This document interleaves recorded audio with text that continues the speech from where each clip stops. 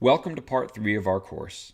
By now we have discussed the big myths that contribute to the huge dropout rate in youth sports. We've discussed some of the internal and external factors that make kids want to play, that make them want to quit, and that help them to perform their best. Now I want to give you 3 concrete steps that you can take to help the athletes in your household perform their very best. You can start doing these things right away, and again, in the world of $400 carbon fiber bats and $300 shoes, the best part is these things do not cost you a penny, yet they'll make a far bigger difference not only in your child's performance, but their enjoyment of sports. So let's dive in. So how do we take this forward? How do we change this? In my book, I write about the 7 C's of high performance. And I'm going to talk about a couple of them tonight. What are a couple of things that you can do to help your kids or help your athletes play better? And the first one is this. You have to give them control and ownership of the sports experience. There's a sports scientist named Joe Baker from Canada, one of the top scientists in the world on developing expertise in sport. He says, children need 3 things in any achievement activity to stick with it. They need enjoyment, they need ownership, and they need intrinsic motivation. Without those 3 things, it doesn't matter how much talent they have or anything, they're going to walk away, they're going to quit. And so the ownership part is something that we oftentimes take away. The mom in the red on the sideline yelling and screaming at every play, that takes away ownership of the experience. Takes away the ability to try and fail and be creative. Every coach in sports where we value creativity, we want creative players, we want creative decision makers, but then we coach and we parent in ways that actually prevent that from happening. So I think one of the best ways to give your kids control is to go through a goal setting exercise with them. Now when I was a young coach, I used to do goal setting. I would set the goals for my teams and then I would yell and scream at my players and push them towards my goals. That never really worked very well. I remember my first team was a high school age team, and finally one of the 16-year-old boys said, "Coach, those aren't our goals. We don't think we can win the league. You're the only one who thinks we can win the league. We suck." And at first I was like, "God, you're right, you do." But no, but what I was thinking to myself was, I never asked these kids what they wanted out of this experience. And so at that point, I started doing goal setting with my teams and their parents. And here's what I would do. I would ask the players, what are 3 things that you want out of this experience? And what are 3 goals that you have for your team? And then I would ask the parents the same thing. What are 3 goals that you have for your son or daughter? And what are 3 goals you have for their team? And then here's the clincher. I would not collect them. I would say, before I collect these goals, your kids' goals, go home and compare. Go home and sit down at the kitchen table and find out what you want out of this. And it was amazing how many times I did that, how parents would realize how far apart they were out of what they saw, the role of sport in their kids' life, and what their kids saw out of it. Mom thinking kid's going to go play at Stanford, kid doesn't want to even play in high school.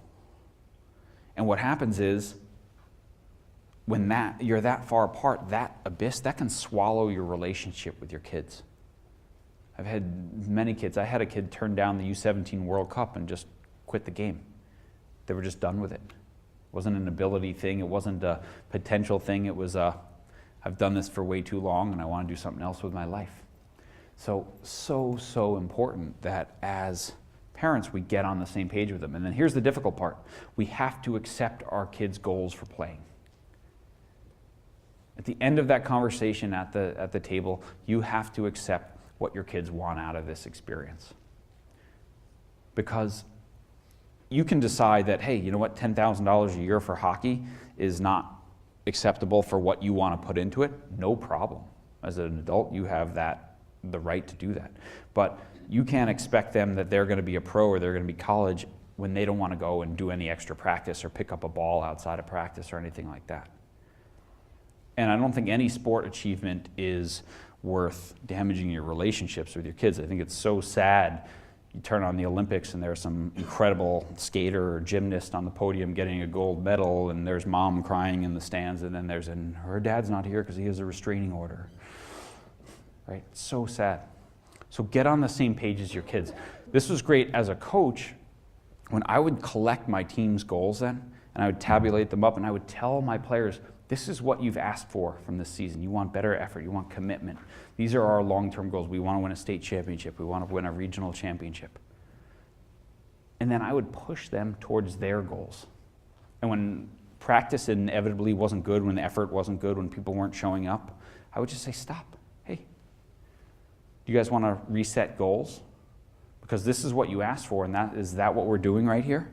And 9 times out of 10, practice got way better. Players said, you're right, coach, sorry, we'll fix it.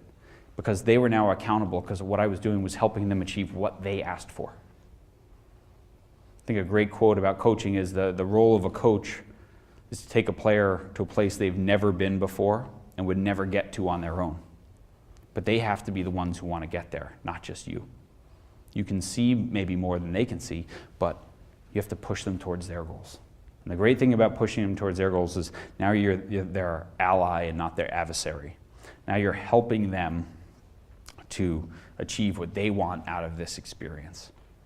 And it just becomes a much, much better process. Basically what you're saying to them is, hey, if you are going to do this, I'm going to help you do it right. So you said you wanted to get up and run before school, get up and run before school. You said you wanted to attend an extra practice a week, let me take you there. This is the type of goal setting that's really, really helpful and lets the experience belong to the kids. I think this is a great place to talk about here. Something that a lot of kids do right now that they own, and this is why they do it. Video games. Anyone know what the average teenage boy, how many hours a week of video games he plays? Anyone want to hazard a guess? 8 to 10? 13? His mom's like, oh. 20? Close. 17 hours. The average teenage boy plays 17 hours of video games a week. How good would you be at soccer or basketball or whatever if you practice 17 hours a week? Right? Why do kids play 17 hours of video games a week? They own the experience. It's fun. They get to be with their friends either on the couch or online.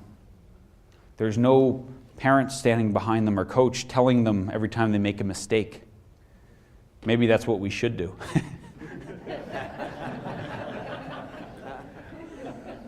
All right. Oh, you're going to play, huh? Okay, all right.